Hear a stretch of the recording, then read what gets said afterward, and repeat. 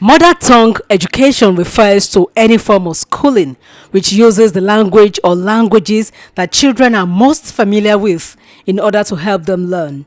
The United Nations Educational, Scientific, Cultural Organization (UNESCO) has been leading the way and advocating for multilingual education based on the mother tongue from the earliest years of schooling. Research has shown that education in the mother tongue is a key factor for inclusion and quality learning, which improves learning experience outcome and academic performance. Nigeria, a former British colony, retained the use of English language as a lingua franca in school and all official gatherings, and French was adopted as a second official language being taught in schools. The reality of Nigeria as a multi-ethnic nation, which can boast of over 625 languages, has never been in doubt. However, over the years, these languages have been relegated to the background and most often described as vernacular when used in schools. The situation may likely change now that the federal government has approved the use of mother tongue as a medium of instruction for pupils in primary 1 to 6.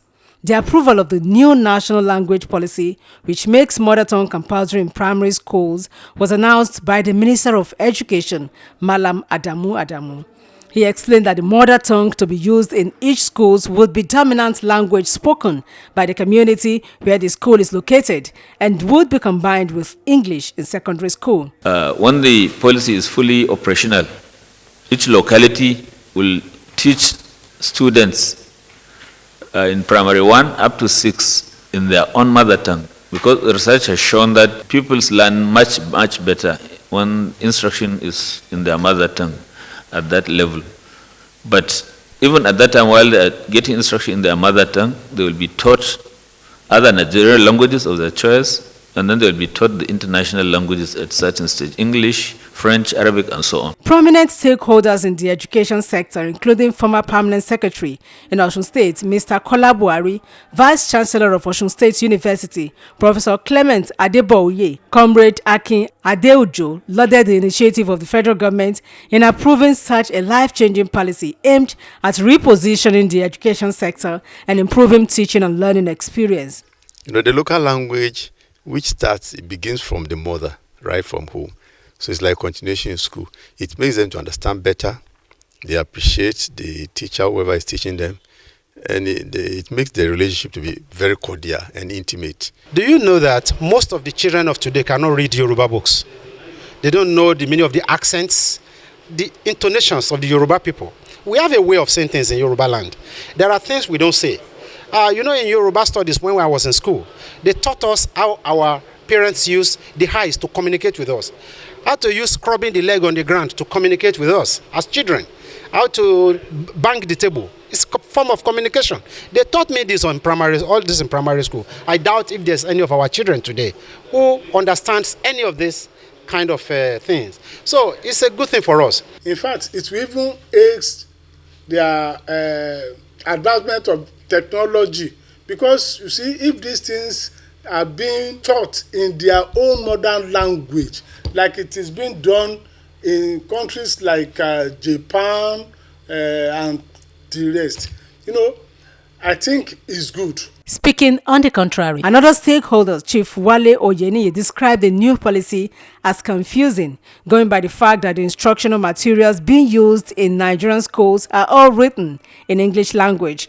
He expressed fears that the policy may limit the exposure of the pupils, especially when they want to further their education in other countries. If they say this using mother tongue as a medium of instruction, not even as a subject, but medium of instruction, are they saying that, for instance, in Yoruba land now, in Osogbo now, only Yoruba, only pupils from Yoruba, anybody from Igbo, from Hausa that comes, are they saying should not go to primary school or must learn Yoruba first before he or she starts education?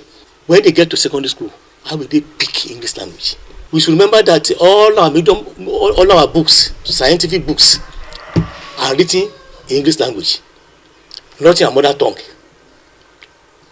How will they cope with biology, chemistry, and physics terminologies for our children to go to abroad if you don't have real grasp of a language?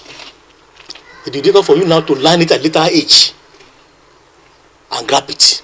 The respondents tasked the federal government to go beyond a mere pronouncement and fashion out ways for the seamless implementation of the new national language policy. It's a thing that should not be rushed out.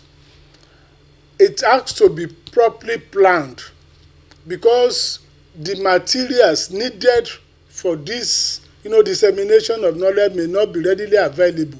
So government should do a kind of thorough planning to make sure that the materials are ready. Even the teachers that will disseminate this knowledge, that will impart this knowledge, are again being given training and retraining of teachers. We should go beyond introducing the languages to our educational curriculum. We should go into the practicality of the languages so that we carry it on. For example, can I tell you something? Do you know there is a center at the University of Bayreuth in Germany where they study Yoruba language? Do you know at the University of Florida there is an Institute of Yoruba Studies? At my university in Germany, University of Bonn, there is an Institute of Arabic Studies. In Canada now, there is an institute they've set up for Yoruba studies, for Hausa studies, and for all Nigerian languages. If people are studying our own languages, why don't we, the owners of the language, study our language too? By and large, the clock is already ticking as Nigerians await the outcome of the new national language policy and its impact on the education sector.